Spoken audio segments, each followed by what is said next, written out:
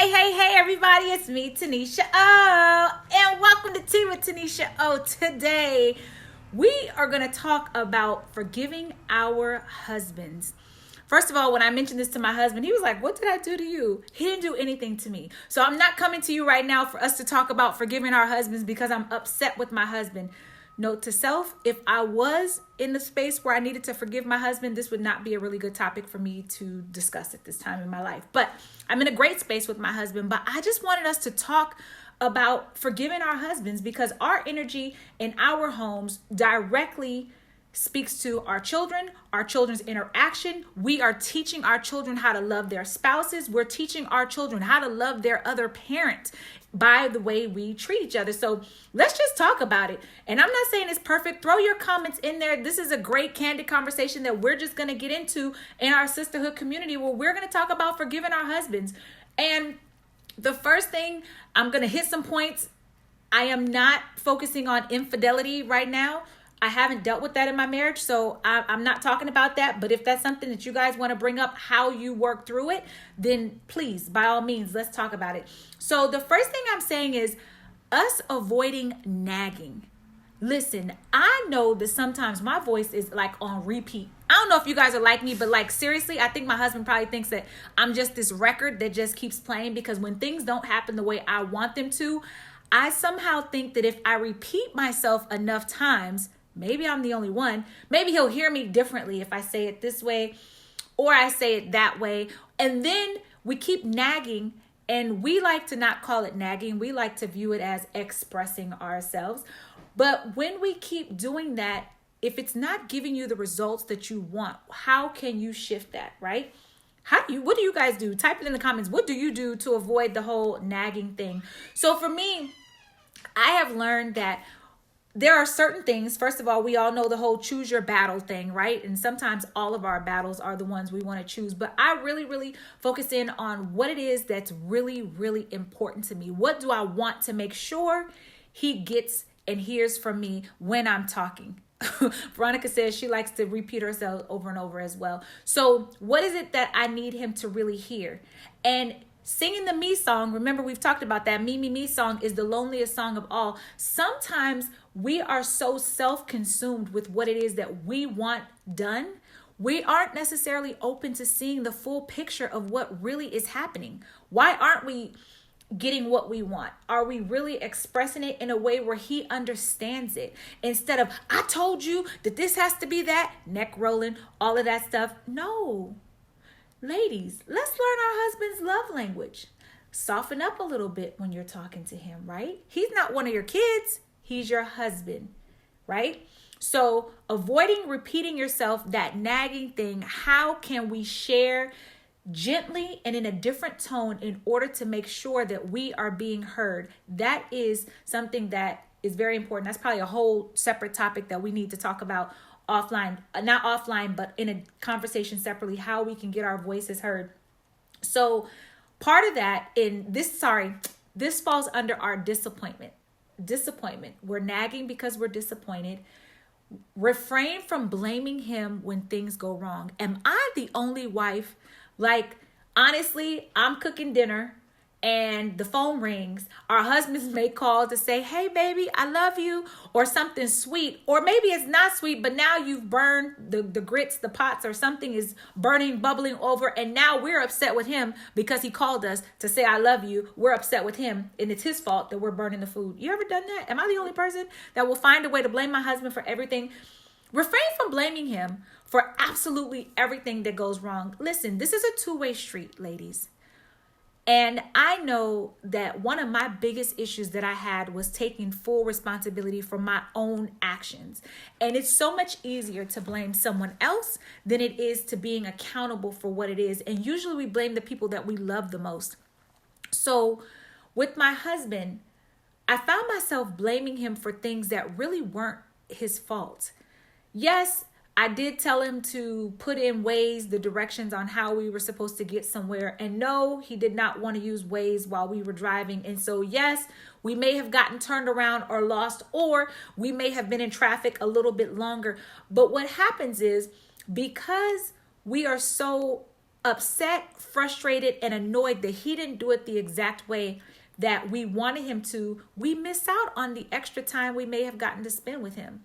So what, you're a couple minutes late to an event, or you walk in late, whatever the case may be, is that worth damaging your relationship? Is it worth arguing with your husband for the rest of the evening? Like, you were really excited about this great fun night, and now the whole thing is up in smoke because he didn't follow your direction. Listen, ladies, breathe with me. We are not always right. I just want to tell you that. We are not always right. You know, when it came to disappointment, one of the things that helped me in my marriage is I had to always remember, why did I marry this man? Did I marry him because I needed a puppet? Or did I marry him because I wanted a strong man in my life and value his opinion and his worth? Because see, when we want to constantly control and dictate everything our husbands do like they're puppets, what do you think that's teaching our daughters? What do you think that that's teaching our sons? How are they learning how to interact with people if we are dictating and trying to control everything? That's not what it's about. I learned so much more about myself and my life when I fell back and became quiet and kind of sat back and watched my husband, because sometimes the things that were his ideas, it didn't make sense to me in the beginning. I'm like, what the heck is this dude talking about? But over time, I gained a clarity and an insight of, it all makes sense. But see, when we go in it looking for them to be wrong, wanting to be right, we never open the door for us to really understand or see the full picture or even become supportive in whatever it is that he's doing. Because it's a two-way thing. We women, we love that support and encouragement. And although men are always taught to be strong and be tough, and we all want that man, but guess what? He needs a gentler side to a woman. Men need that soft side of us. Those soft-spoken words, those gentle, kind nudges when we say, baby, this is, this or that. And here's the next thing. Dig into your disappointment. When things aren't going your way, when you're so frustrated with your husband, why are you so upset? Is it really because he didn't follow your direction when it came to ways? Or is it because you just want to get your way? Because I'm going to tell you what, when I really started digging into my stuff, and oh boy, my stuff is a lot of it, I realized I was just too controlling. I wanted everything to be the exact way I wanted it to be in order for me to be comfortable. But then where does that leave my husband? And so a lot of our situations in our marriages, like for a perfect example, I recently went to an event and they separated they allowed you to go to either the married class or the singles class, right? So of course I went to the married class, the class for married women. And while in there, they said, what season of marriage are you in? So I'm asking all of you, what season of marriage are you in? Some women said stretching, confused, discord, separation. And for me, I said harmony and connection. And so I typed this message to my husband and I was like, love, this is what I put. We're in a season of harmony and connection. And I didn't ask him what he thought we were in, what season, but it was so beautiful, his response to me. He said, I would actually have a different response. He said to me, we're in a season of growth. And I want to say maybe it was learning. He said, because as I sit back to watch you grow, you have shifted my perspective of things. And it's just been this beautiful journey. He said, but I guess that does mean we're in a season of harmony and connection. But the point is, he was watching me grow. And so often, ladies, we forget that we can't control anyone but ourselves. You can only control you. You can only control your behavior. You can't change him. But what can happen is as we look for positive things in our husbands, as we look for the positive things within ourselves, as we seek to find harmony in our relationships, we begin to get it. Even if they don't change, it's just our perspective of them begins to shift. So that leads me to our next point, because that was on the disappointment. It's honoring and respecting our husband. Biblically, it tells us that we are supposed to honor and respect our husbands. And They are to love us, right? So what does honoring and respect look like? Do you look at your husband in his eyes when he's speaking to you?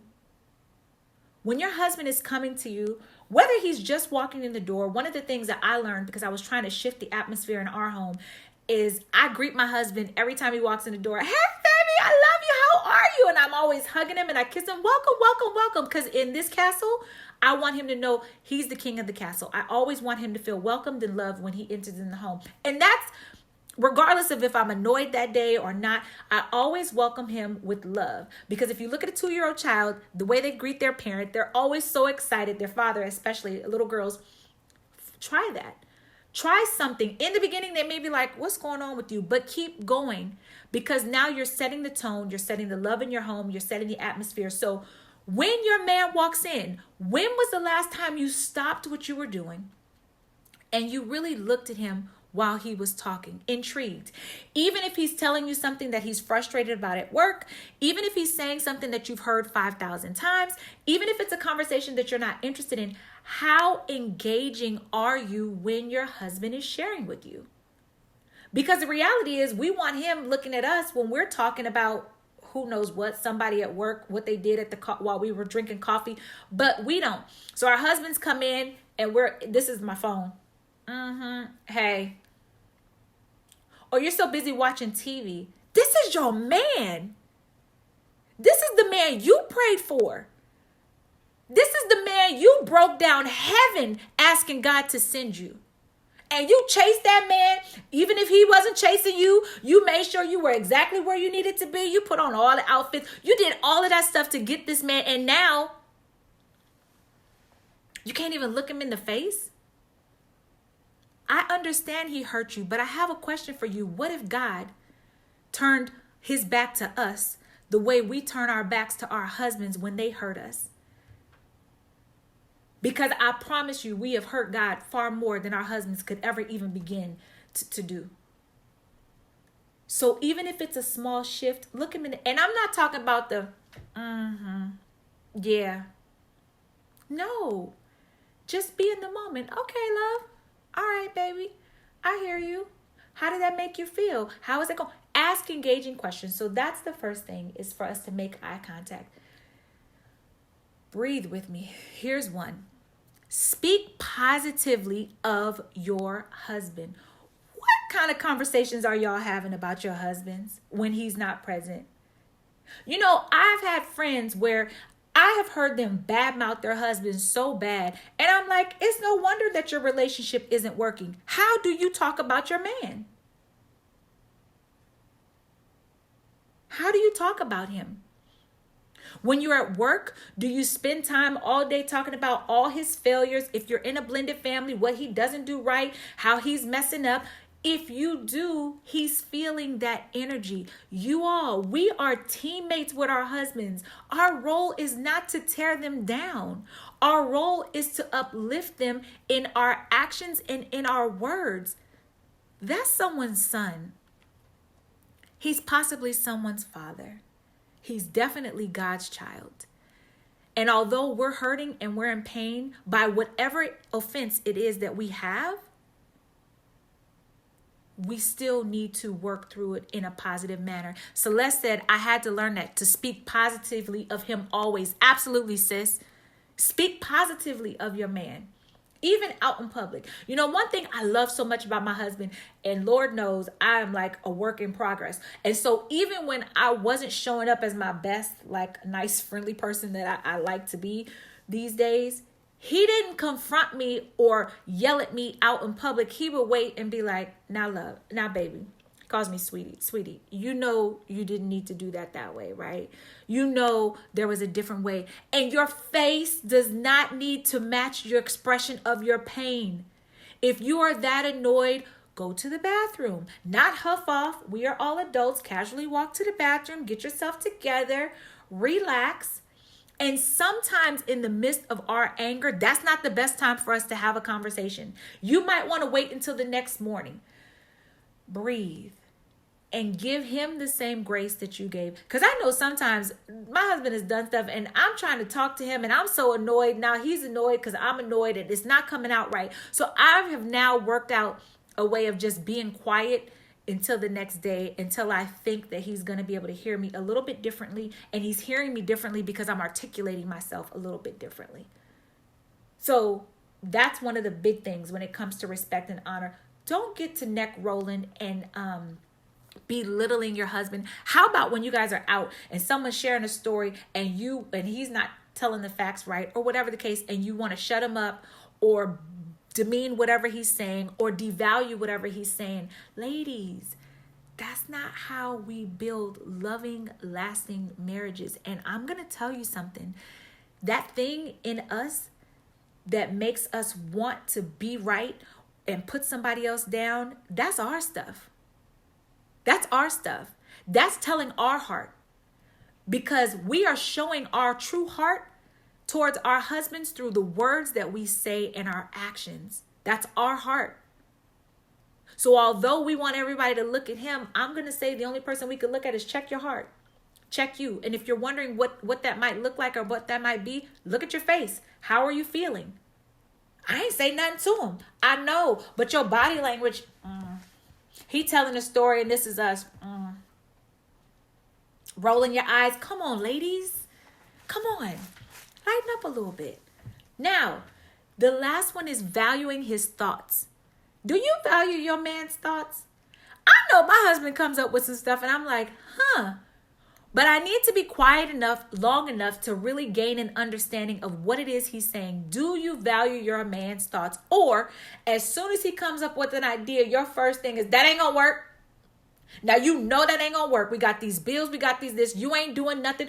All you do is sit on the couch. Okay, let's talk about the couch potato husband. Let's talk about the 2K husband. Is that a game? I think so. I'm not into video games, but I think I've heard people talk about 2K. He plays video games all day long. I don't even care what game it is. Maybe he's in a depression. Maybe he feels rejected, and we're not helping if that is how he's feeling. So here's some advice. If your man is sitting on the couch playing 2K or whatever the video game is all day, encourage him. Sit next to him. Baby, so what's going on? I mean, you know you make anything look sexy, even playing this 2K. But what's the next plan? You know how to talk to your man. If your man is taking out the trash, it's trash day. You better talk about how sexy he is when he takes that trash out that trash can. You better talk about how sexy he is when he washes them dishes. Go on and talk about, hey, look at the way them muscles coming together, baby. I like the way you move your arm. Hey, listen, find a way to pump up your man. That's your man, because I'm going to tell you something. Real talk. When my husband leaves this house, I always tell him how good he looks, how great he smells, and for every woman in the world, I can let every woman know you never need to compliment my man. Why? Because I already did it. I got it. I don't need no help. Because so see, when he goes out there and women are like, oh, even if they are looking, he is not craving that attention because I've already covered that. I got it. So often we talk about whatever it is that the husband is doing. Are you doing that for your man? Because I see all the memes where we looking at a man who's nice looking and maybe he got on, his shirt is off and we're like, ooh, that's a nice watch. Now you know you ain't looking at the watch, but that's not the point. The point is, do you see that in your man? I don't care if he done fell apart, if he got a beer belly, if that's what he got. Listen, you better love all that beer belly. You better love all of whatever you got, because that's your man. That's the one you prayed for, right, sis? So let's work with what we have. Now, how about praising him and supporting him? I know the society tells us that men are supposed to be strong and bold and brave and protectors and all those things, and they are.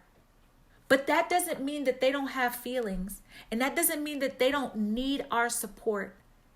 They need us, ladies.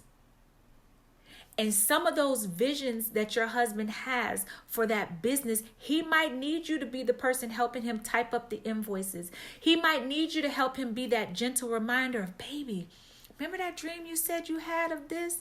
You still planning on doing that? Baby, I got your back. Let me support you. You know, today I was actually on a phone call, on a business call, and as I make some shifts within my company, and I was like, oh, this will be really good for my husband. So I was like, love, once we get all this stuff rolling, we gonna get it rolling for you too. Is it just a me show, or are you looking for ways to support and uplift your husband? Now, sis, I'm not saying forget about your dreams, and I'm not telling you to forget about your goals. I'm saying, are we remembering to bring him up, lift him up, and encourage him as well? And for those sisters who are the breadwinners, or let's say maybe your husband is a stay-at-home dad, maybe you make more money than him, that does not eliminate the fact that he needs words of encouragement and love. That doesn't mean, shoot, I already take care of everything, I don't need to tell him nothing. Well, if you don't feel compelled to tell your husband anything, then please don't wonder why you are emotionally depleted within your relationship. And it's not because I'm giving everything, he's not doing anything. Could it be that he might be doing something, but what he's doing, because it's not the way you want it, then it's not good enough. And therefore it goes ignored. Because he has to be doing something. And too often we ignore the small things. You know, when we aren't a good steward of little, we can't get more. We can't even appreciate the small things. Small things might be he takes out the trash. Small things might be he makes up the bed every day. What is it? But to you, you may say, he don't bring no money in this house, but he's taking care of the kids. I don't care if he puts the diaper on backwards. The diaper is on. Yes, it's on. But because we want it perfect, be okay. Sometimes he might fail. I've heard women, girl, he don't pay no bills, and if I don't do it, we gonna sit in the dark. Well, then God, doggone it, let's just have no electricity for a couple days.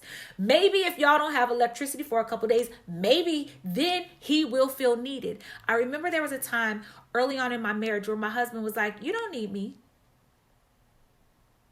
You have it all figured out. Because we were a blended family. I already had children. He already had a son. I was a successful businesswoman, owned my own company and all those things. And I remember so often my husband saying, you don't need me. You have it all figured out. And ladies, we have a way of pushing our husbands away without even knowing it. And that's a hard pill to swallow. But I am going to say today, as you go throughout the rest of this day, whenever it is that you hear this, look at how many times your husband does something and check how frequently you dismiss it, belittle it, devalue it, and discount it. How many times do you do that when he says something, even if it doesn't come out of your mouth? What are your thoughts? What are your constant thoughts of your husband? And that is going to tell you why you are where you are in your marriage. What are your constant thoughts of your husband? Tell him something that you admire about him. What do you admire about him? I understand pain, and I know when we get to a place where our marriages just get so tough, it's hard to even find one thing about him. But find one special thing. And if you're in a really, really tough place in your relationship, I would suggest every single morning, first of all, pray for your husband. Ladies, I am not talking about that prayer where you are praying to God to change everything about him, because the things that he has that you think need to change, they might be the things that will bring you closer together. Pray for him just as a man, asking God to bless him the way God sees fit. You know, I had this, well, I'll save that story. Nope, I'm going to tell the story now because we're going to talk about sex today. We're going to get right into that. So a lot of times, I know we've heard it, men need sex. This is a true fact. Women, we need support. We need empathy. Men need sex. Okay. So I was speaking to this one woman, And she was sharing with me how her husband had been cheating on her for 10 years. They've been married for over 20. And of those 20 years, he cheated for 10 years. I was like, wow. And as she was talking to me and she was sharing with me what they did to work through therapy and all of the things that they worked through in order to heal, you know what she told me?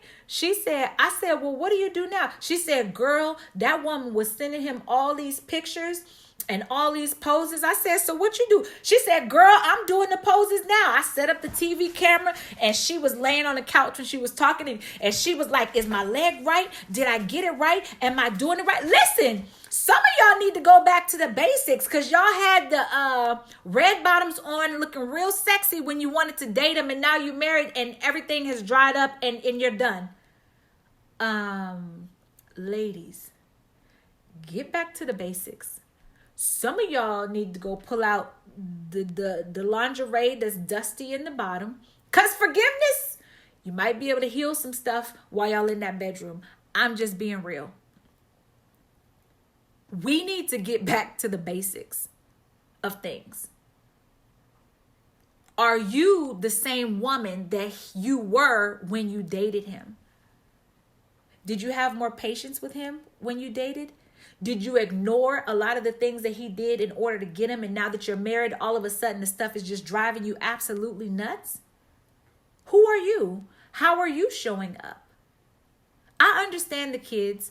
I understand business. I understand life happens, but we should not shift that much where we just don't have time for our man. Everything that he says annoys us. We have more time to talk to our mama, our cousin, our girlfriends about all these things. And yet the person that we spend our forever with is left neglected by the wayside. No, ladies, go in that bedroom. Some of y'all need to be jumping off chandeliers. Some people need to install a pole in the middle of their bedroom. I don't know what you need to resurrect, but I'm going to tell y'all, you want to work on forgiving your husband, work through some of that stuff. Because I'm going to tell you, some of the answer to the things that you might need may come when y'all figure that part out. That's a true story. Because you see, when you have and I am not at all condoning cheating, but I'm going to tell you what, that other woman, she got the red bottoms on. She got the matching bra and panties on. She has all of that stuff on. And then he opened up his wallet buying all the stuff. Why? Because he's getting whatever it is that he's supposed to. Ladies, because we stopped. It's not an excuse. And I don't support it. But what I am saying is we got to get back to the basics. So ladies, go in there and dust off the lingerie. Maybe don't put nothing on. I don't know how y'all do it. You might want to get like the other girlfriend and get your poses right and get you some pictures going. Wherever your creative mind can take you, let it. Do that. You know what he likes. Figure it out. I don't know what he likes. But work that thing out. Send him encouraging text messages and emails. When was the last time you just sent a message just to say, I love you? I'm waiting for you to get home. And when he gets home, don't be asleep with the bonnet on your head. No, girl. Sis, that's not what we're doing. Be ready and patient. Maybe he's coming home a little later than planned. Be patient. Be flexible with these things. So forgiving your husband is 100% about us forgiving ourselves and our judgments of them, I should say, our desire for them to be perfect the way we want them to be versus perfect the way God created them to be.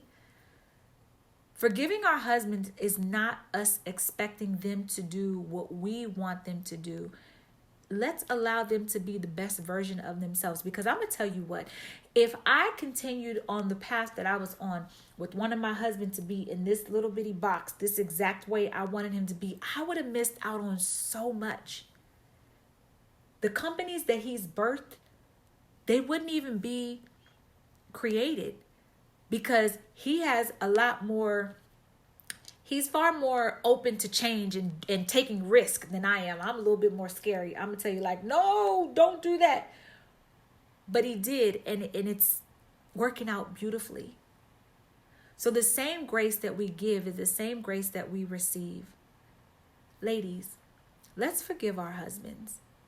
If he cheated on you and you know that you are never, ever, ever, ever, ever capable of forgiving him, but you are staying with him just to make his life miserable, sis, I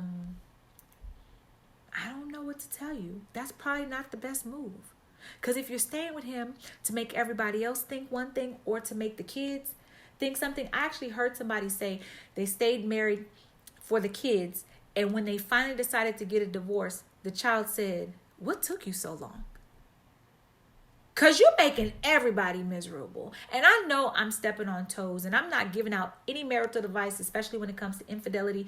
Get yourself into therapy, go to church, get whatever it is that you need. As when I say church, maybe you guys are going to go through counseling or something of that nature, but there are plenty of people that are staying in marriages and they are miserable, and they know that they have no desire to ever forgive them because that pain is so deep. And if that is the case, reevaluate the situation. So from my family to yours, you guys, I love you guys so much. And anyone who wants to reach out offline, please do. But let's just remember, forgive your husband for him not being perfectly the way you want him to be. What does my shirt say? Perfectly imperfect. I'm perfectly imperfect. So is he. So are all of us. From my family to yours, you guys, I love you. And if there are any forgiveness topics that you want to talk about next Tuesday, message me and let me know. From me to you, I love you, and I'll see you guys soon. Ciao.